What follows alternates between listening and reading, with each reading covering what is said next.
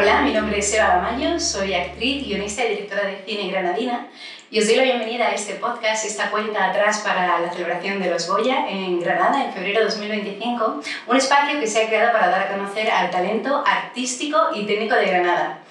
De hecho, como muestra de ello, tenemos en la cámara a José Antonio Muñoz, director de foto, y en sonido a Higinio Marfil Ruiz. Además, el encargado de poner la música a los podcasts es Sergio de la Puente. Pero no solamente vamos a dar a conocer al talento granadino, sino que también las entrevistas se están haciendo en localizaciones emblemáticas de la ciudad. Hoy nos encontramos en la Fundación Cerámicas de Fajalauza, que es una fundación sin ánimo de lucro que se ha creado para conservar y para proteger el patrimonio cultural que fue creado, esta cerámica y este diseño tan típico de Granada, por Hernando Morales hace más de 500 años.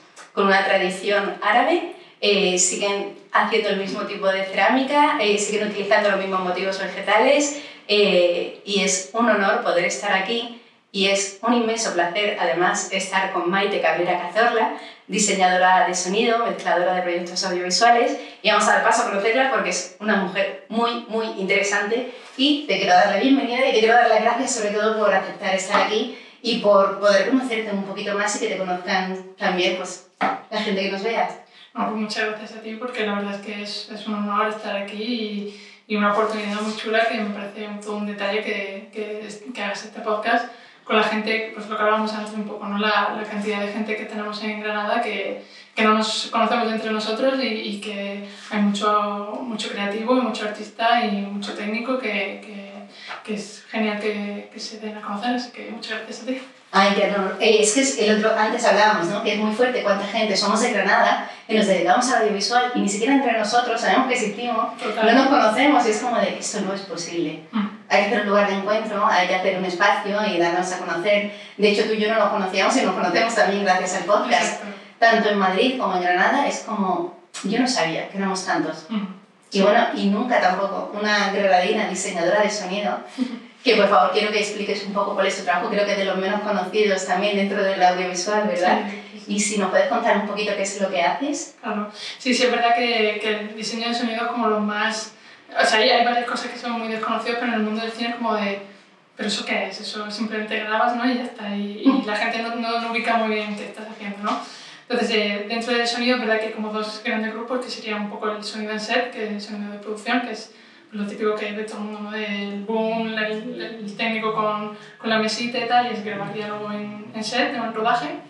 Y luego está la parte de postproducción, que es a la que me dedico yo, que es diseño de sonido, que es pues, recoger lo que ha grabado el técnico en rodaje y no solo pues, limpiar ese diálogo y hacer que se entienda, sino toda la parte que envuelve todo ese diálogo, es decir, todo lo que le da forma al ambiente, a lo que se está viendo, ¿no? Entonces tiene una parte en la que es recrear todo el ambiente, por ejemplo, pues, la moto que acaba de pasar, yo la pondría para darle un poco de vidilla, las puertas, los crujidos de las puertas, los pasos, es un poco hacer que el espectador se crea donde estamos, ¿no? Porque si no sería solo por nuestra conversación y en una película, en una serie o en cualquier proyecto audiovisual, pues al final siempre hay mucho más que envuelve sobre el diálogo porque hace que el espectador se meta ahí, ¿no?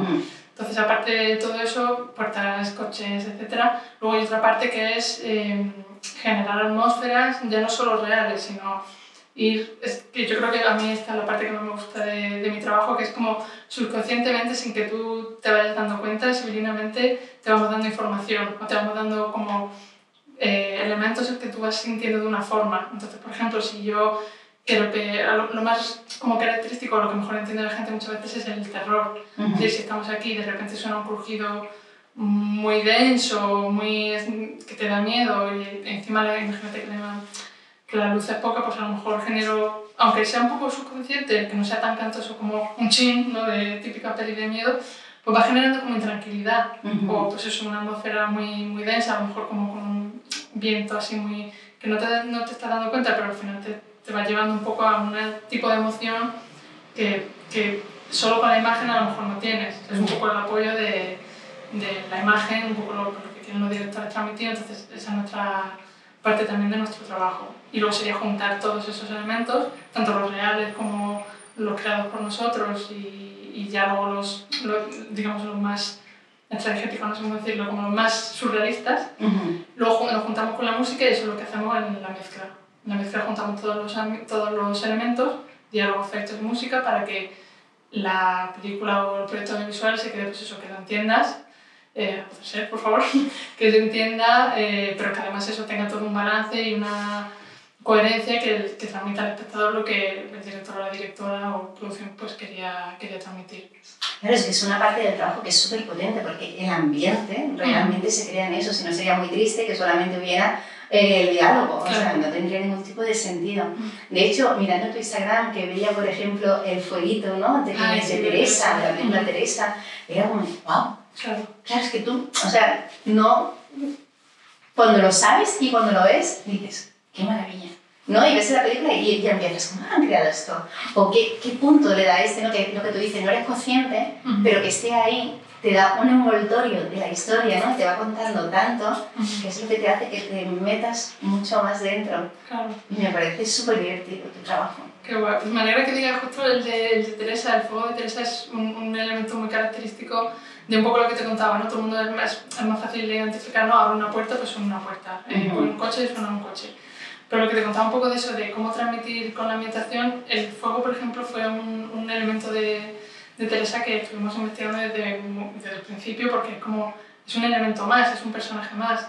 Entonces el fuego además, según la conversación que ellos estuvieran teniendo, según el momento, según la tensión que había, estaba más fuerte o menos fuerte, wow. Estaba más intenso o menos intenso, estaban haciendo un puchero, ¿no? Entonces el puchero hervía más o hervía menos, y luego toda esa atmósfera era un combo de pues, parte de sintetizador, parte del fuego, parte de vientos raros, entonces todo eso va jugando sin que tú te des cuenta, pues son dos personas hablando en una cocina, en la mayor parte de la peli, pero aparte de lo que están diciendo y que los actores están potentísimos, o sea, eso no... Sí. No, pero que decir, el ambiente bueno te va arropando aunque no te des cuenta. Entonces ayuda un poco, obviamente el trabajo de guión, el trabajo de los actores está ya hecho, pero si puedes ayudar un poquito con esos detalles que no son tan... que nadie los percibe de primeras, o sea, eso no es una cosa que nadie en general se da cuenta.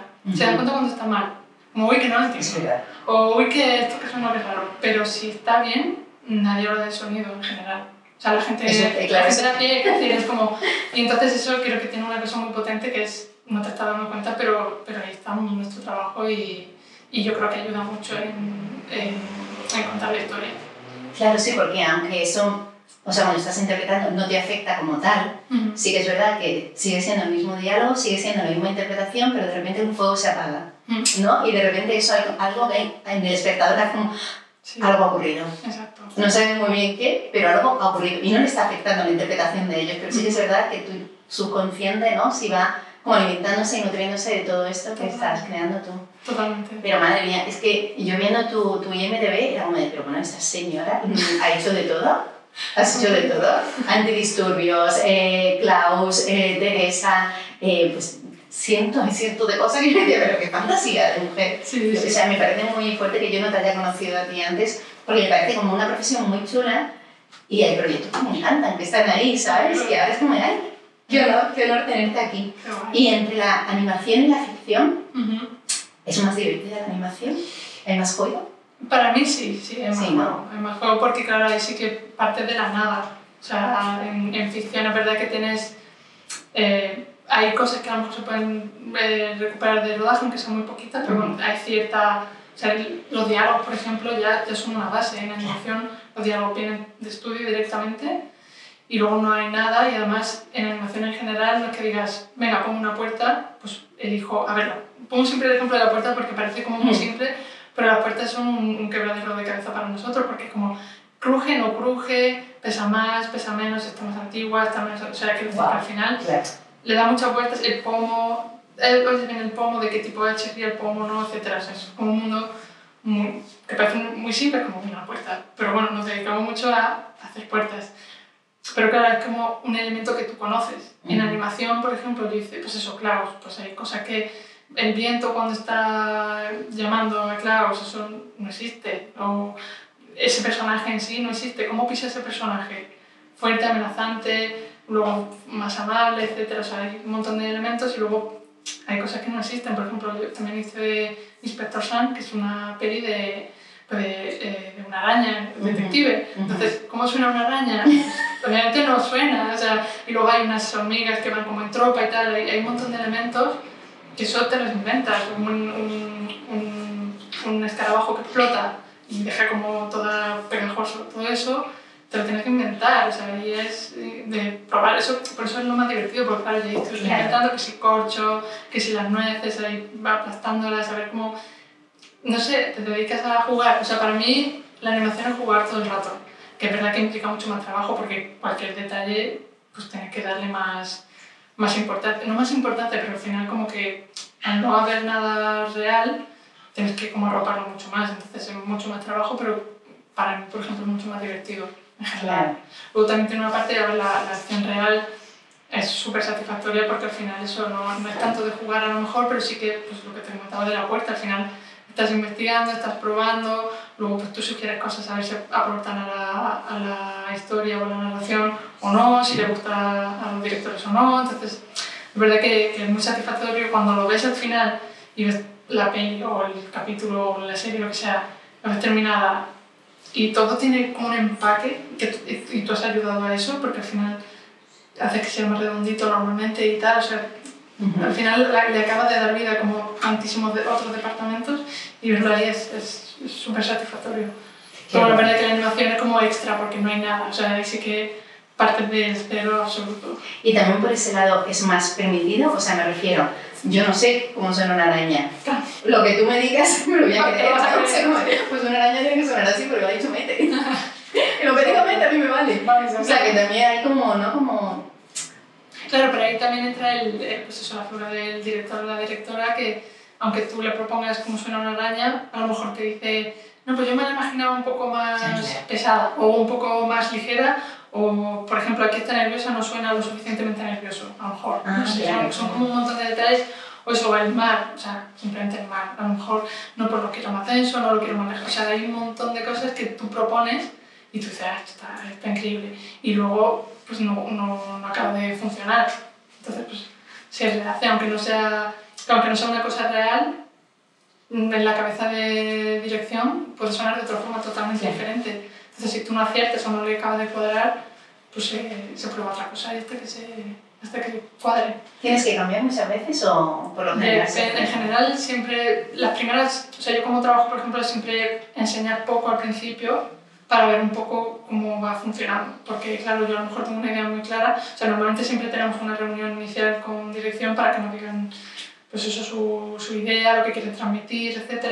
Entonces tú a partir de ahí ya pues vas tomando nota y más o menos te vas acercando a lo que ellos quieren, pero claro, siempre es verdad que hay detalles en los que no aciertas, entonces las primeras reuniones son un poco de eso, de ver poquito a poco por dónde van, entonces depende, hay veces que aciertas a la primera y es como triunfada, maravilloso, y otras que no acertan ni a la tercera y es como, bueno, otra vez. Pero en general, sobre todo cuando hay una cosa que me mola mucho que es trabajar con los mismos directores, y es que ahí ya le vas pillando el rollo. Entonces, claro, tú ya sabes, o sea, ese primer paso en el que te tiras 2 o 3 revisiones en los que a lo mejor estés conociendo entre vosotros y dices, vale, esto sí me gusta, esto no, esto tal, o a mí me gusta más todo más denso, todo más barroco, tal. O hay otros directores que es como, no, yo quiero silencio absoluto y una cosa puntual y tal.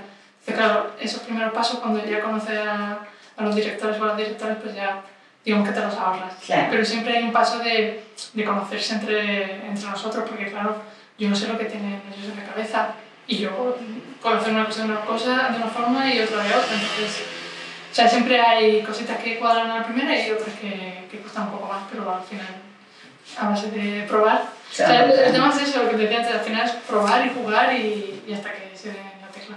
Claro. Y hay una mezcla diferente, si se utiliza para una plataforma, si se utiliza para cine, sí, ¿no? Sí, normalmente va sobre todo, es un poco técnico, esa parte digamos es verdad que es la más técnica, pero para cine tiene mucha más dinámica, que implica que los saltos, o sea, si yo grito, mi grito mucho más fuerte que en tele, por ejemplo, y si estamos susurrando, yo en cine me puedo permitir susurrar un poquito. Bueno, aquí no lo voy a hacer, ¿vale? Pero digamos que el sonido más alto y el sonido más bajo pueden convivir mucho más distancia, porque tú en un cine estás en un entorno cerrado, en un entorno controlado, con unos altavoces bien, con una sala bien, que lo que más te puede molestar es el señor de al lado comiendo nachos.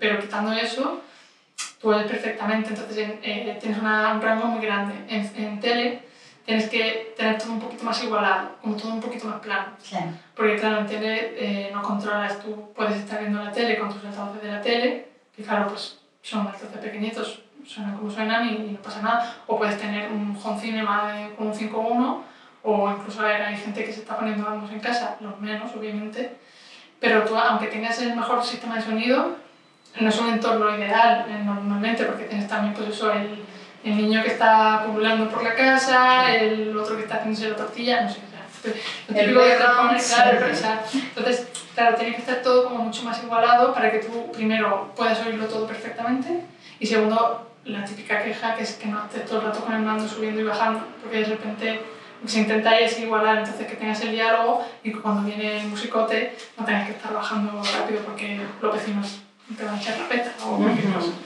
Entonces esa es, digamos, la gran diferencia de cine y tele.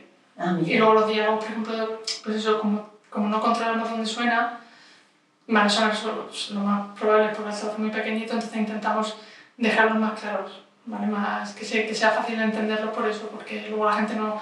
Y hay mucha queja, ¿no? Pues eso, hay como un mundo de... Es que tengo que verlo con subtítulos y tal, y por eso, porque muchas veces se tiende a hacer... O sea, hay un factor que no me voy a meter, que son muchísimos factores, entonces es complicado, pero la idea es esa, dejar en tele lo más fácil el diálogo, porque es lo importante al final. En cine te dan cierto margen porque, por muy mal que esté el diálogo, a ver, hasta cierto límite, pero lo vas a poder entender bien sin perder por los efectos o la música y todo. Claro, tú puedes jugar con lo que tienes, no puedes hacer tampoco... Sí, claro, a ver, milagros me temo que no se puede, pero ojalá. Se intenta. Ojalá, pero no. Sí. ¿Y cómo llegaste a esto, Maite? Pues yo di un poco de vuelta, la verdad. ¿Ah, sí? Sí, bueno, yo curiosamente yo soy muy de ciencias. Entonces yo en general empecé farmacia, de hecho, siempre lo digo a la gente como, perdón. Pues empecé farmacia y me sigue gustando a día de hoy, pero bueno, es verdad que estaba mucho más metida en música, por ejemplo. Yo siempre estaba pues oyendo música, yendo a conciertos, me interesaba muchísimo ese tema y luego siempre me ha gustado muchísimo el cine. Entonces hubo un momento en el que dije, bueno, a ver, voy a ir haciendo cosas de sonido porque me llama la atención, pero sin tal. Y luego al final pues me metí en música, luego dije, bueno, vale, pues claramente farmacia me gusta, pero no tanto, entonces me voy a meter aquí. Pero en ese impasse de no tener muy claro qué hacer, pues dije, pues mira, me voy a meter en realización, que también me gusta mucho el cine, y así puedo ver un poco, mientras me decido exactamente qué estudiar, dónde, tal, pues la realización que me gusta mucho y además tiene que ver y tal. Y al final entonces me lié en realización, me gustó muchísimo más de lo que inicialmente pensaba, porque a mí me gustaba, pero claro, no pensaba que me iba a gustar tanto. El montaje, por ejemplo, claro, ya me gustan más cosas de montaje, tanto de sonido como de imagen. Ya ahí en mi cubita. Entonces, pues me depillé un poco por ahí y luego volví viendo un poco, haciendo pues, muchos cortos y trabajando un poco más en realización, vi que efectivamente el sonido tenía un potencial increíble que me gustaba muchísimo. Entonces volví un poco a la rama de sonido y ya, pues ahí ya me he quedado. Ahí te has quedado, pero has pasado por Canadá, ¿no? Sí. O sea, Sí, pero bueno. Sí, la verdad que estudié realización y sonido aquí en Granada. Y luego era un poco eso, es decir, vale, yo sé un poco por encima, pero no sé, o sea, realmente no sé que tiene un potencial esto increíble, pero no sé cómo se hace. Entonces, pues investigando un poco para estudiar más a fondo lo que es diseño de sonido en cine o en realización multimedia. Claro, porque hay muchos cursos, o yo veía muchos cursos que eran muy generales, pero yo quería como eso en concreto. Entonces descubrí el de Canadá y conseguí una beca ahí por esa, básicamente. Y me fui a Canadá a hacer un máster de diseño de sonido, que es cine y videojuegos. Qué guay. Fue una pasada, fue increíble. Qué guay. Pues yo, claro, viendo tus trabajos, me lleva a la radionovela, ¿no? Al foley, a hacer esas cositas, te veía haciendo cositas así, ruiditos. Y era como, eso me parece tan guay. O sea, poder ver la imagen, ¿no? Y poder crear ese sonido perfecto para ese momento, es de mucho tine. Sí. Como, ¿no? Como de... Ay. O sea, yo creo que cuando está, ¿no? Ya sabes ahí que dices, mira, es este. Sí, ya puedes como cambiar detalles o no, pero por lo menos tienes o sea, es verdad que lo notas y dices esto es eso, ya está. Ese momento está muy chulo, la verdad. Qué guay. ¿Y te gusta más, hay algo que te gusta más como, no sé, comedia, terror?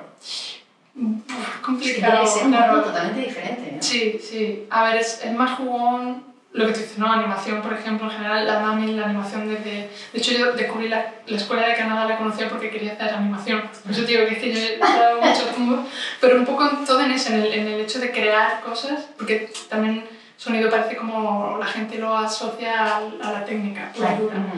Y claro, y a mí, por ejemplo, es todo lo contrario. A mí yo tengo como... Me encanta crear cosas, no dirigir, porque no hay algo ahí que no, yo no me veo, por ejemplo, pero sí que me gusta mucho contar historias y ayudar a contar esa historia y crear de la nada ese sonido que va a ayudar a la historia. Entonces, en ese aspecto, pues lo que hablamos antes, animación pues te da mucho juego, porque aparte de contar la historia, crear cosas que no existen o crear cosas increíbles y te pones ahí a jugar y con tropecientas capas de, pues eso, de cualquier tipo de sonido que además puede ser lo más random posible. Y lo juntas y de repente dices, uy, pues este es este bicho. Y dices, qué guay. Eso me gusta mucho. Luego, verdad que miedo siempre tiene un puntito que ayuda a terror, ¿no? Siempre también tiene que ser un juguetón, ¿no? Claro, sí. Por ejemplo, yo hice Verónica y claro, fue como increíble porque al final son muchos detalles, ¿no? Eso, el silencio total y absoluto, pero de repente se pone un crujido determinado en no sé qué momento, más grave, más agudo, no sé qué. Luego, pues eso, los sustos, ¿no? Lo típico de los sustos, pero claro, hay sustos y sustos, te puedes crear como una tensión más grande o menos. No sé, ese juego pues da mucha vidilla. Y luego, ojo, es que yo que sé, pues eso lo nombrabas antes, antidisturbios, porque claro, antidisturbios es una pasada porque tienes que crear una ambientación totalmente realista, porque te tienes que creer que están en Madrid, te tienes que creer los trajes de los policías, que eso fue muy guay porque le enviamos a los chicos de Foley. Nosotros trabajamos con unos chicos de Foley que están en Galicia y desde producción les pudieron mandar los trajes, ¿no? Muy guay. Entonces, claro, es como sumar muchas cosas y luego sobre todas las peleas, los puñetazos, todo eso, claro, siempre da mucho juego. Entonces, claro, pero tú tienes el sonido que te llega de la grabación, por el mismo movimiento del traje y tal, y luego un compañero se lo pone y sigue haciendo movimientos para apoyar todo eso, ¿no? Claro, porque normalmente nosotros en lo que nos llega de grabación del directo, del set o del rodaje, lo que se intenta es que el diálogo esté lo más limpio posible. Entonces, claro, lo que se intenta precisamente es que ese ruido que hacen los trajes no se oiga. Que siempre a lo mejor depende de qué circunstancia algo se cuela, pero nosotros precisamente en edición lo eliminamos. Entonces la idea es tener el diálogo lo más limpio posible y luego nosotros ir añadiendo todo lo que hemos quitado, pero lo añadimos controladamente. Claro.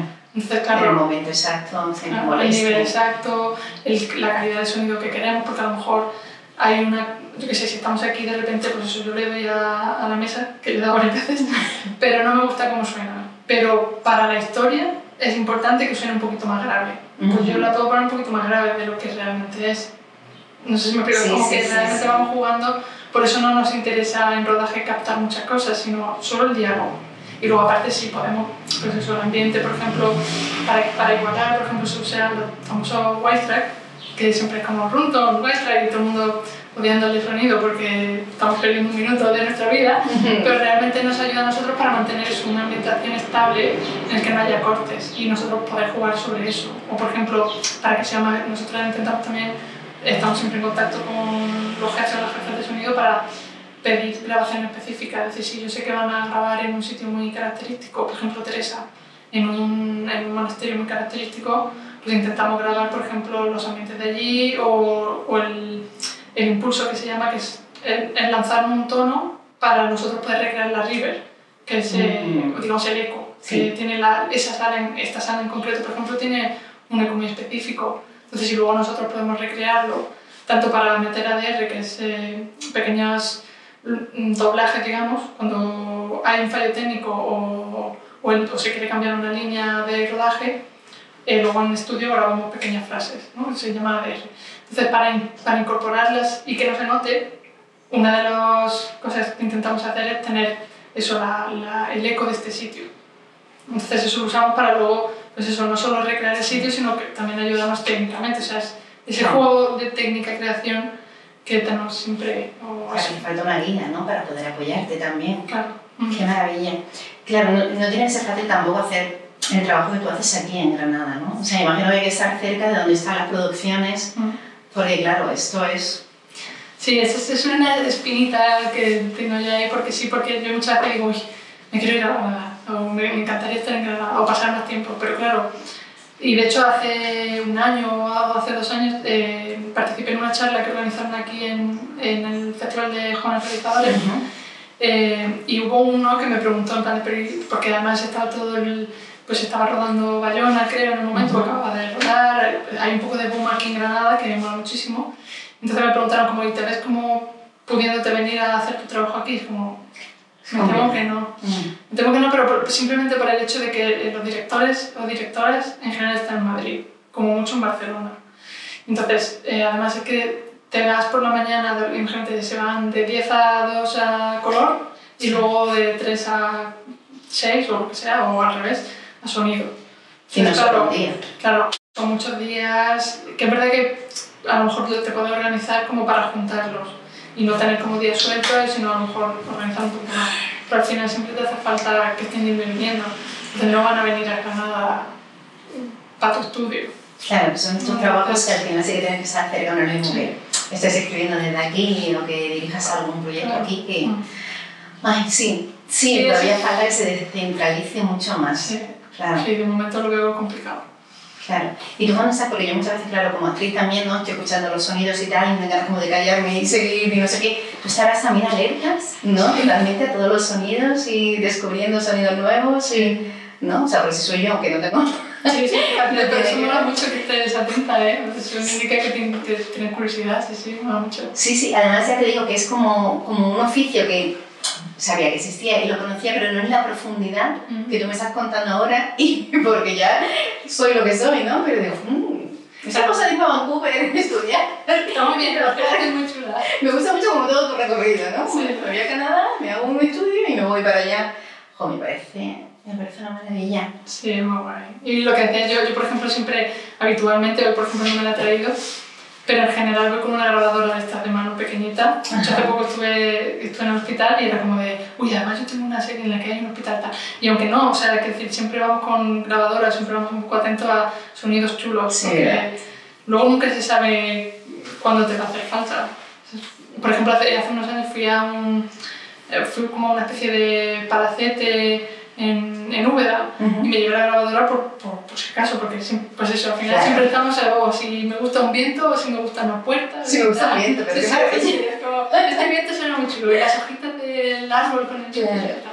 Entonces vas grabando y ahí había como unos bidones increíbles de donde guardaban el vino y entonces claro, hacía una resonancia increíble, entonces claro, mi familia estaba flipando aquí, la loca con la grabadora dándole golpecitos a la tinaja y sonaba súper chulo. Y luego, como bastantes meses después, hice un capítulo para no dormir, que es de miedo y tal, y me vino increíble, y unos portones ahí. O sea, que sí lo sabes utilizar, ¿no? Sí. O sea, que no solamente estás ahí y tú... No, en general, a ver, no siempre, porque hay cosas muy... O se te olvida, muchas veces grabas, pero cuando te acuerdas dices, uy, igual esto me suena, o esto me puede servir y tal. Y mola mucho, me gusta mucho. Qué maravilla. No, de verdad que a mí me ha explotado la cabeza y me ha abierto una nueva posibilidad de curros. Qué guay, oye, mira. Pasando por Vancouver, ¿eh? Oye, pues yo te lo recomiendo. Qué maravilla. Oye, pues te doy las gracias, de verdad. Ha sido un placer conocerte más, conocer más en profundidad tu oficio y que lujo que también poder encontrarte aquí, poder saber que existes y que cualquiera que tenga un proyecto en Granada, donde sea, que sepa que puede contar contigo. Sí, pues muchas gracias a ti, gracias por dar visibilidad también eso a este trabajo que efectivamente es bastante desconocido. Así que muchas gracias por todo. Un placer. Bueno, y hasta aquí otra vez el episodio de hoy. Quiero dar las gracias otra vez a mis compañeros, a José Antonio Muñoz, director de foto, a Higinio Marfil Ruiz, que está en sonido, y a Sergio de la Puente, que es el encargado de la música del podcast, y a Fundación Tranca Fajarauza por cedernos este espacio para grabar este capítulo. Muchas gracias.